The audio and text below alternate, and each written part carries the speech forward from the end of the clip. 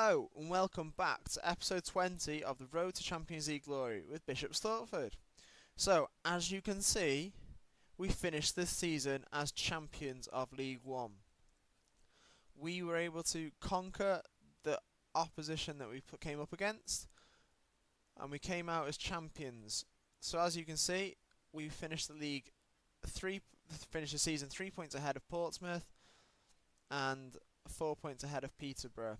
That was helped by the end of season wins against Peterborough and Mansfield. I didn't realise I was playing Peterborough next, to be honest. I was more concentrating on the Millwall game in the last live com. I didn't realise I was playing Peterborough. I thought it was Portsmouth, but we'd already played them.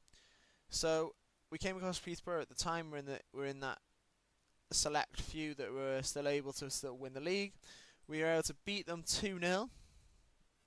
And we did this using the 4-5-1 formation. And we beat them 2-0. And then we played Mansfield to win the league. At this point, we could have still lost the league.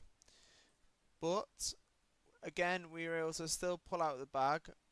In this one, I changed it again and played the 3-4-3.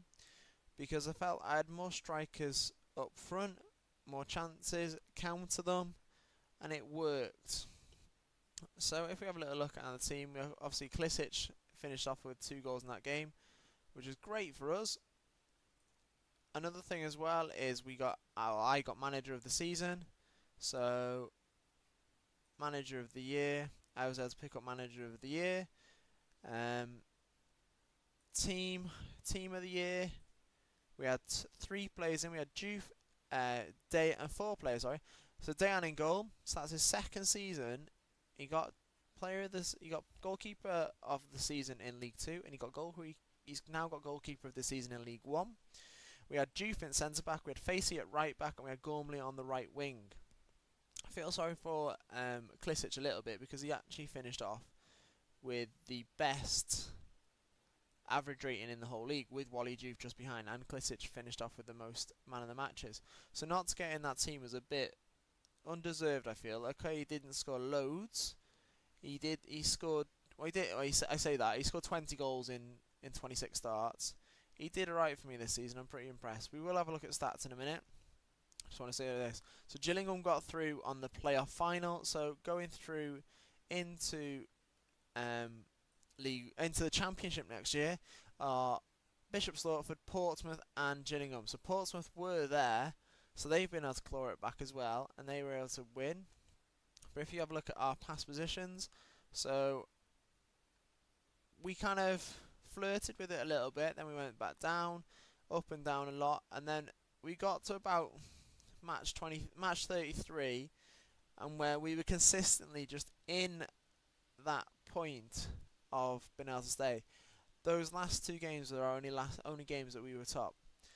But I do believe that when we were around about this time of the season, there was only about 4 or 5 points between us and the playoffs, and then there wasn't much between winning the league at that point as well, or top of the league.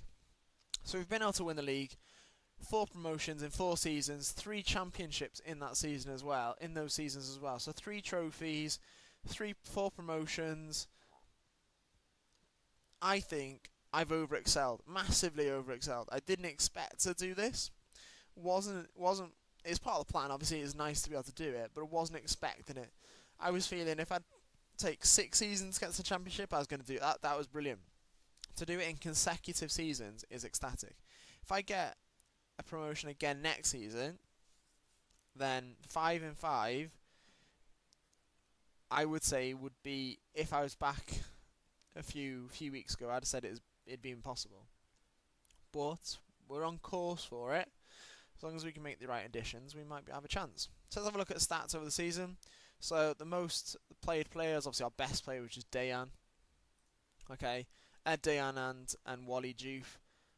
Been very impressed with Wally. He's played very well, got great stats. He's wanted currently by Swindon. He's going nowhere. His stats this year his ratings have been unreal. 7.3, which is fab. Dayan's obviously, he's done well. Considering he's stats wise, He's alright. He's not amazing. He's alright. Decent player for League One. He'll probably stay with us next season. I might look for trying to pick up a younger keeper possibly, or if an opportunity comes across to get a star keeper, then unfortunately Dan will have to move to be backup. But he's done well for me so far. Another one we had at the end of last season, we had Gormley, who got injured for 3 months with a torn hamstring. So our best right winger was out. So in that last game we had to play Jonathan Benteke. But he did do well, so I was quite happy. So if we look at goals, it's spread out quite nicely this year. It's between Klisic, Garner and Nova. So Klisic came in as a new signing this year and he scored 20 goals in 33, which is great for us. Garner came in as a new signer and Nova came in as a new signing. The only bit that does worry me a little bit is didn't really have many goals from midfield. Assists, Gormley's got 10, Facey's got 7 and Klisic has got 6. Not loads, but achievable for most of them to be able to hit double figures next season, I feel. Average rating, Johnny Hurd. You can't beat him. He does well. When he plays, he does well. Played 4 games for me, 2 starts, 2 off the bench, 7.447. He's still with us next year because even though he wants to leave, by the way, just to kind of announce that. He wants a new challenge. Expected to leave the club in the near future. I don't really want to let him go.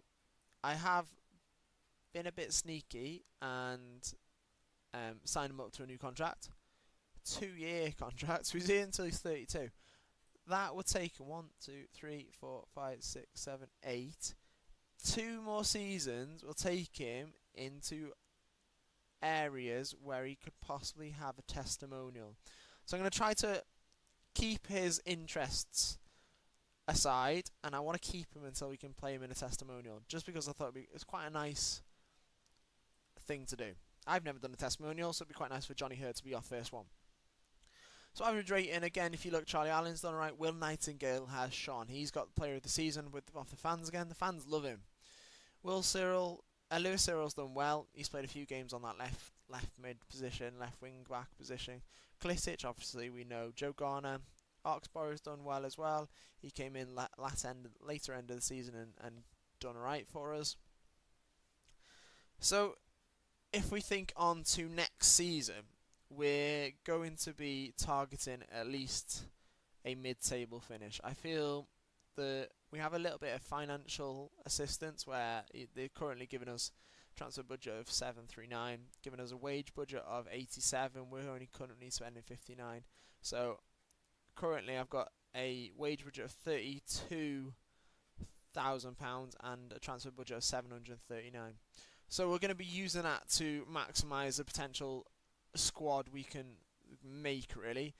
We're going to be looking at free transfers, we're going to be looking at transfer listed players, we're going to be looking at a load of youth.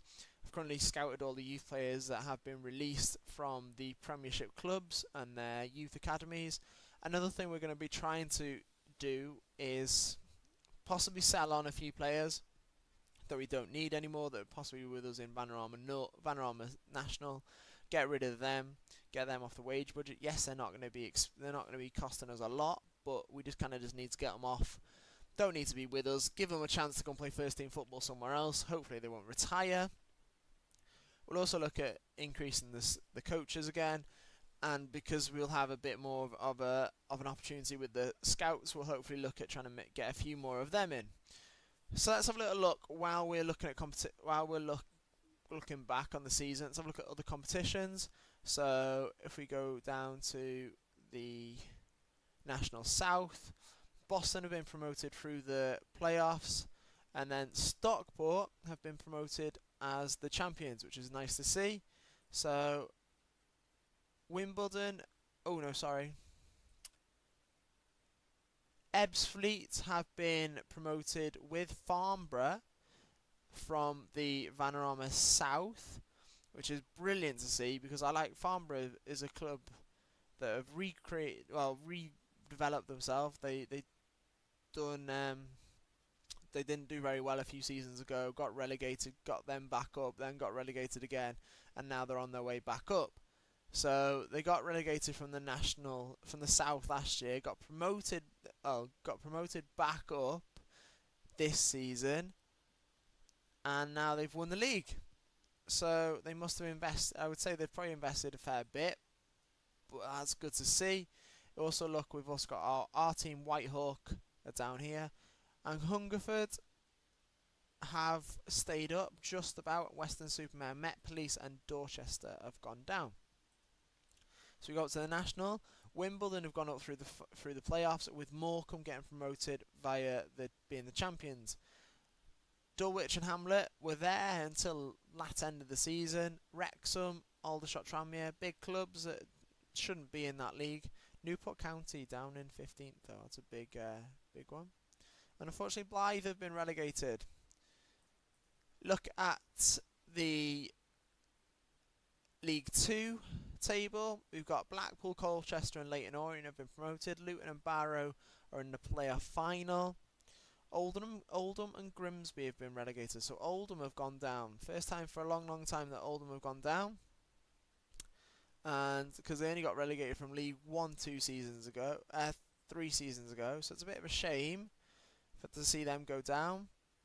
Look at League 1. We'll just show you the final table for us. So we got promoted with Portsmouth and Gillingham. Got relegated with Bradford, Mansfield, Southend and Notts County. So Bradford, finalists in the FA Cup last season, have now been relegated. We look to the Championship. This is the table. This is the league we're going to be playing in next year. We swap places with Sheffield Wednesday, which is a big surprise really, because obviously they've been able to support us during our little push up, been able to get a few players on loan. I feel obviously that will change now, because the contract between us and them will disappear. So for now we are still affiliated with them, but I feel when the season sorts itself out again, we will switch over. So Huddersfield, Middlesbrough and Aston Villa have been promoted, and along with Sheffield Wednesday, MK Dons and Birmingham have been relegated. Next season we're going to be playing some big clubs, but let's see who's been relegated in the Prem and see who we're playing from there. So relegated from the Prem are Norwich, West Brom and Leicester. Leicester finished 7th last season. They've been relegated this season. So we're going to be coming up against Leicester, Premier League champions only 5 seasons ago in the game, which is going to be unreal. So we're going to be coming across this team. Carlo Cudicini is the manager. Kasper Schmeichel's in goal. It's going to be awesome to play Leicester in a game next season in a league, not just any FA like a big cup match. We're playing them as a league match. As you can see, our Man United won the league. So if you look at past winners now, it's just between Man United and Arsenal. So it's on Arsenal, Man United, Arsenal, Man United. Technically, the next one to win would probably be Arsenal. And actually, if you look, Man United have come runners up every year that Arsenal have won it, so they'll probably come runners up. And Tottenham have come runners up every time Man United have won it. So be interesting to see if that pattern continues. Some big clubs in that league. Some also nice signings. West Ham did well. They were winning the league at one point. They've got some good little players playing in them. They've got Belotti and Dembele. So like I said, next season's going to be a massive challenge for us. But if we can do 5-5, then that will be impressive. As always, guys, thanks for pressing play. If you've liked the video and the career so far, drop a like. If you want to see more, press subscribe. If you've got any friends that you want to share this with, let them know about it. See what they think of it. It'd be great to hear your feedback. As always, thanks very much, and we'll see you again soon. Bye for now.